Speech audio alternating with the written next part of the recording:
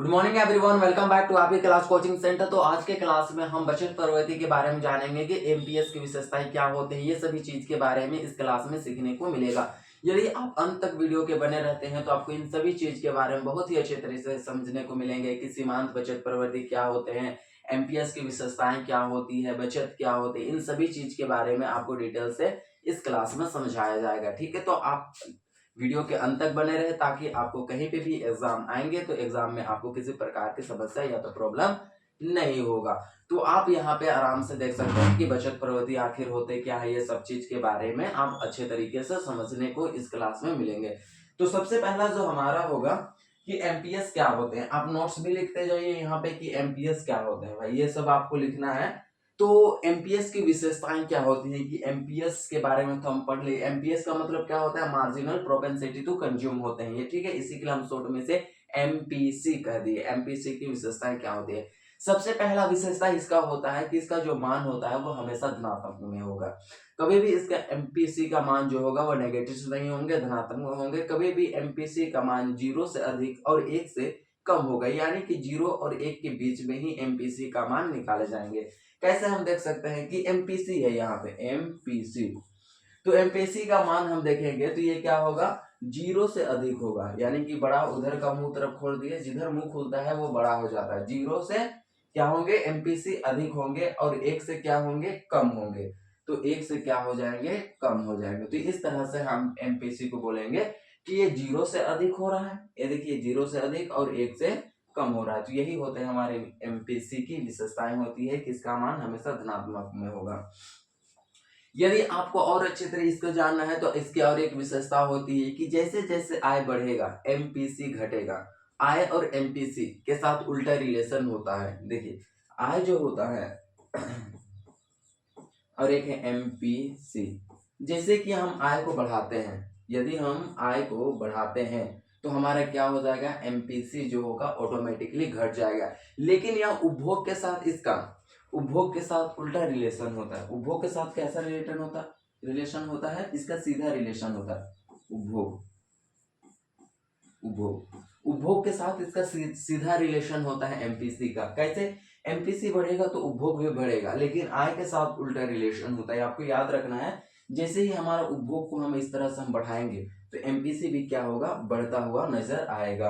ये दो कंडीशन होते हैं एमपीसी की, एक तो आय और एक उपभोग, ये दोनों में हम इसका उपयोग करते हैं। जैसे आय बढ़ा एमपीसी घटा, एमपीसी बढ़ा आय घटा, ठीक है। लेकिन उपभोग बढ़ेगा तो एमपीसी भी बढ़ेगा, एमपीसी बढ़ेगा तो उपभोग भी बढ़ेगा, यानी कि उपभोग और एमपीसी ये दोनों के मध्य सीधा रिलेशन होते हैं। आय और किसमें, एमपीसी के मध्य उल्टा रिलेशन होते हैं। ठीक है, सीधा और उल्टा तो समझ आते हैं ना, डायरेक्टली प्रोपोर्शनल टू उपभोग और एमपीसी, और एक होता है व्युत्क्रमानुपाती किसके, आय और एमपीसी, यानी कि उल्टा। समझ में आ गया, ये एमपीसी की विशेषताएं थी। आई होप आपको बहुत ही अच्छी तरीके से समझ में आएगा। कभी भी आपको याद रखना है कि एमपीसी का मान धनात्मक होता है, एक से बड़ा हो जीरो से बड़ा होता है एमपीसी और एक से छोटा होता है। ये आप चीज को आप सभी को ध्यान रखना है। यही होते हैं आपके एमपीसी की विशेषताएं। फिर अगला मेरा टॉपिक हो जाएगा आपके, ये लिखने के लिए भी है, तो औसत उपभोग प्रवृत्ति क्या होते हैं। आप ये नोट्स कर सकते हैं एमपीसी। एक होता है औसत उपभोग प्रवृत्ति, जिसे हम एपीसी कहते हैं, एग्रीगेट प्रोपेंसिटी टू कंज्यूम कहा जाता है। APC aggregate propensity to consume होता है, ये कम औसत उपभोग प्रवृत्ति होता है। ये क्या होते हैं, ये कुल उपभोग और कुल आय के अनुपातिक मान होते हैं। कौन, एपीसी। टोटल इनकम,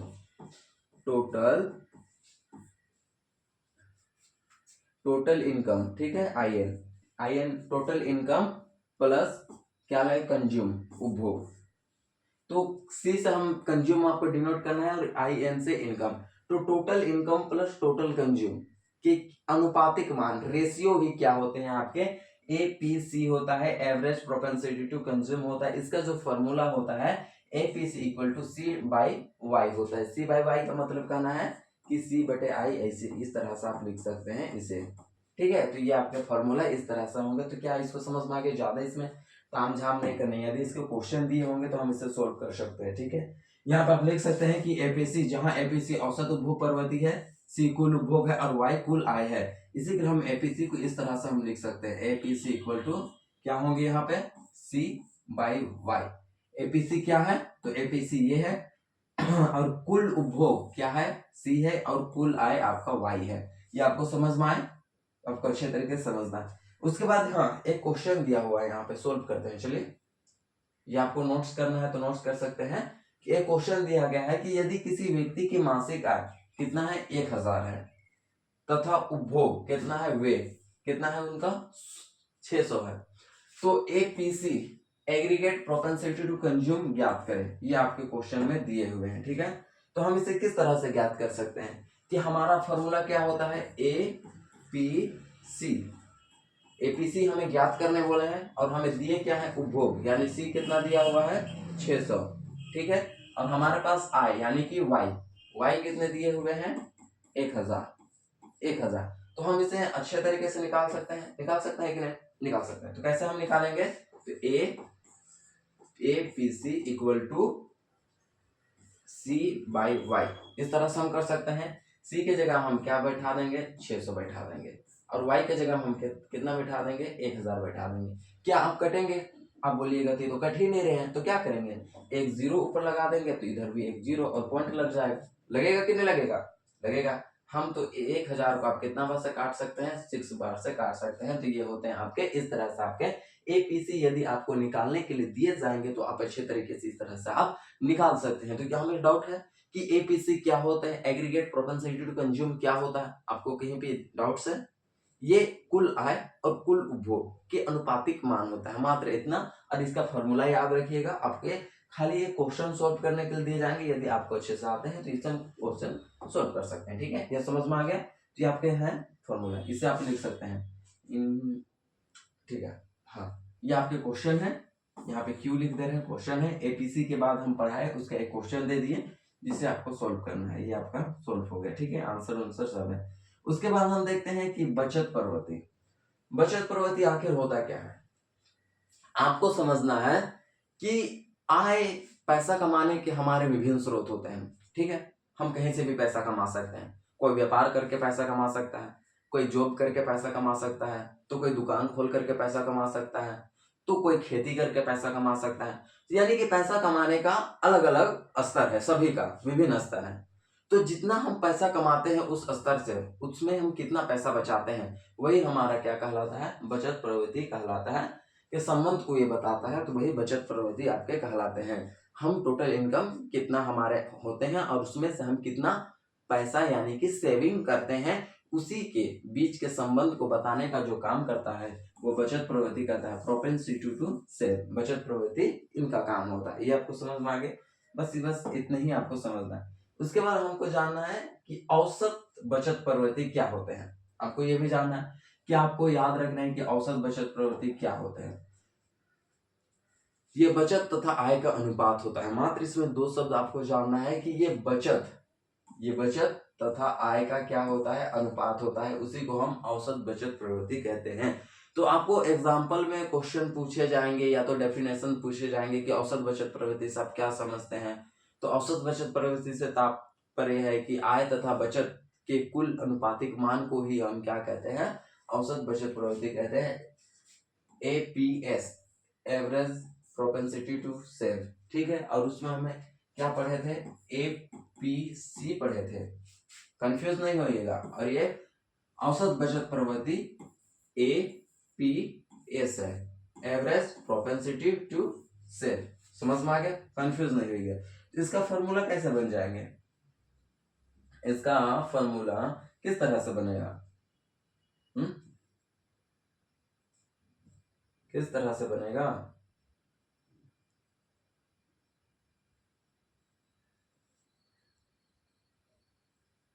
तो आपको इस तरह से आप निकाल सकते हैं। इसका ये क्वेश्चन है आपके एपीएस का, निकाले किस तरह से है।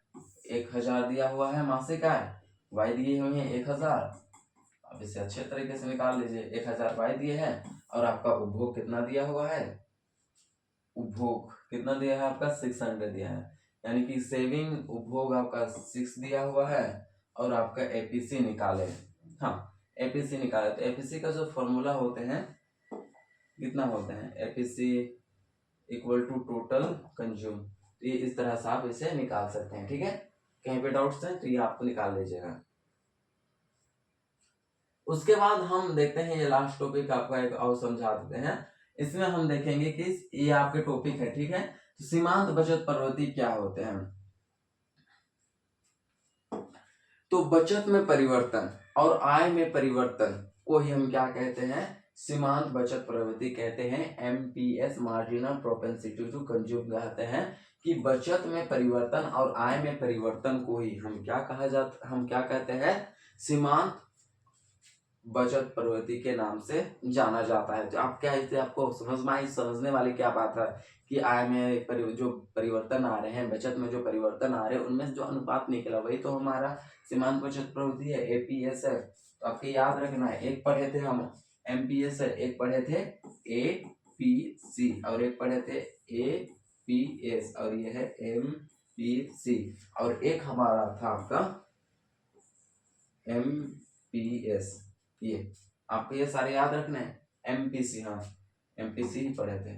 ठीक है, तो यहाँ पे हम एमपीएस ये, तो एमपीएस का अगर हम देखा जाए तो इसका क्या होगा फॉर्मूला, क्योंकि ये परिवर्तन को दर्शा रहा है तो इसके फॉर्मूला को आपको बहुत ही बेसिक रूप से आपको लिखने होंगे। फॉर्मूला यहाँ पे जहाँ एमपीसी सीमांत बचत प्रवृत्ति हो गई। ठीक है, ये भी क्या होते हैं, एमपीएस 0 से बड़ा होता है और 1 से छोटा होता है। आपको याद रखना है, जिधर मुंह खुलता है वो बड़ा तरफ, ये मुंह किसके तरफ खोलते हैं, जो बड़ा होता है। ठीक है, तो इधर मुंह खुला हुआ है, एक बड़ा है, इधर मुंह खुला हुआ है, एमपीएस बड़ा है किससे, 0 से।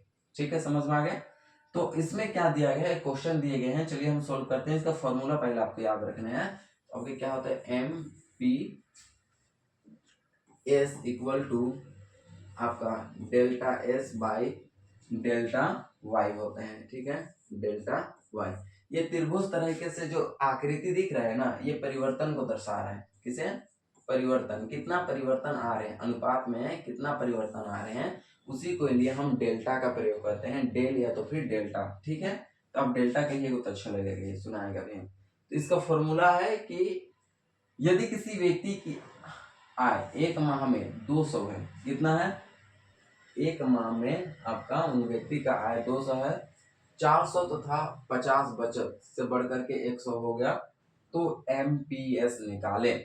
आपका कितना है कि हो गया, उसका बचत 50 से बढ़कर के 100 हो गया, तो यदि हम देखते हैं कि उसका एस जो है वो कितना होगा, 50 से बढ़कर के 100 हो गया।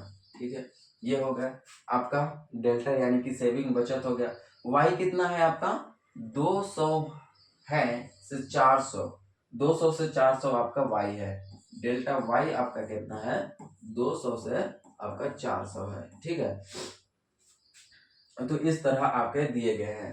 तो यहाँ से आप निकलाएंगे कितना, यहाँ से 50 निकलेगा, यहाँ से 200 निकलेगा, ये आपका सेविंग हो गया और ये आपका वाई हो गया। इतना समझ में आए।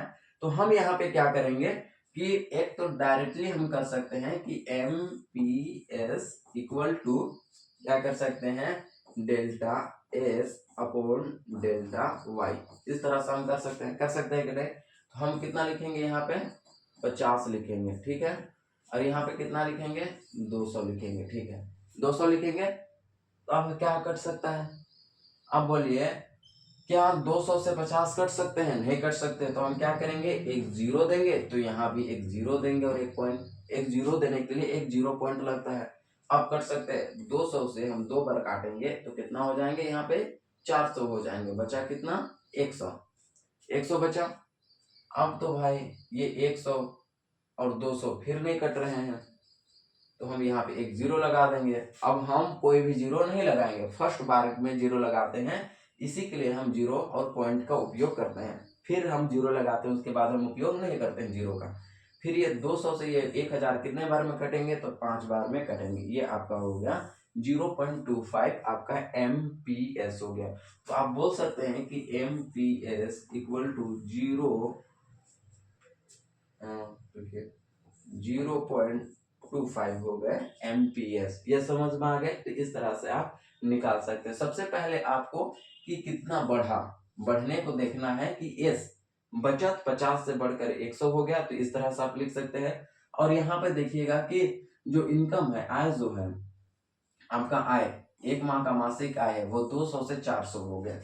आपको ये देखना है कि कितना वो डिफरेंट आता है, तो ये दोनों के बीच का डिफरेंट, ये दोनों के बीच के डिफरेंट कितना कितना आता है, उसी को हम क्या करते हैं, माइनस करके हम इस तरह से निकाल देते हैं। ठीक है, तो ये आपके हो गया बचत प्रवृत्ति। तो इतना समझ में आया आपको? आपको तो समझ में आ ही गए होंगे कि बचत प्रवृत्ति क्या, सीमांत बचत प्रवृत्ति क्या होते हैं, अच्छे तरीके से समझ आ गए होंगे। उसके बाद यहाँ पे देखिए हम औसत बचत प्रवृत्ति क्या होती है, उसका फॉर्मूला भी, ये भी आपको अच्छे तरीके से समझ आ गए हैं, इसका फॉर्मूला भी। फिर बचत प्रवृत्ति ये क्या होते हैं, ये भी आपको अच्छे तरीके से करा दिया। फिर हम क्या देखे, फिर एक, हाँ, फिर हमने देखा औसत उपभोग प्रवृत्ति, कुल उपभोग तथा कुल आय का अनुपातिक मान होता है, ये भी अच्छे तरीके से देख सीखा फॉर्मूला। और एक है MPC, MPC marginal propensity to consume, इसका फॉर्मूला है, ये इनकी विशेषताएं हैं, तो ये आपको याद रखना है।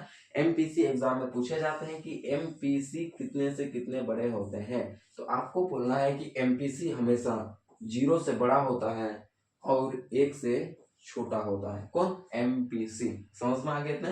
तो आपको इतने तरीके से, अच्छे तरीके से इस क्लास में आई होप समझ में आए होंगे और बहुत अच्छे चीज आपको सीखने के लिए मिले होंगे। तो नेक्स्ट क्लास में हम एपीएस और एमपीसी के मध्य के संबंध के बारे में जानेंगे। तो नेक्स्ट क्लास में हम फिर मिलते हैं। इस क्लास के लिए इतने, धन्यवाद, थैंक यू।